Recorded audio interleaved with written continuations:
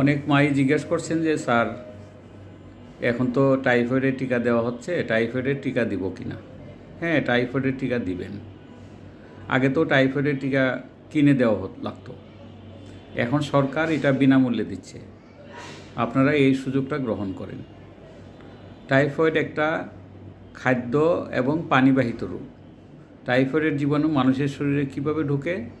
খাদ্যের সাথে বা পানির সাথে ঢোকার পরে সেটা খাদ্যনালীতে যায়, খাদ্যনালীতে কিছুদিন অবস্থান করে, তারপরে সেটা রক্তে চলে যায়। যখন রক্তে ঢুকে তখন তার জ্বর শুরু হয়, প্রচণ্ড জ্বর হয়, পাতলা পায়খানা হয় জ্বরের সাথে, এবং বাচ্চা একবারে দুর্বল হয়ে পড়ে, বড়রাও বিছানায় একবারে শুয়ে পড়ে।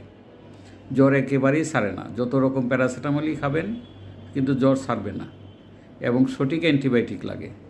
যেন তেন অ্যান্টিবায়োটিকে কাজ হবে না। বিশেষ করে অ্যান্টিবায়োটিকগুলি ইনজেকশন আকারে দেওয়া লাগে। টাইফয়েডের জ্বর এমনি খাওয়ার ওষুধে ভালো হবে না, কখনো ভালো হয় না। তাই টাইফয়েডের টিকা আপনারা গ্রহণ করেন।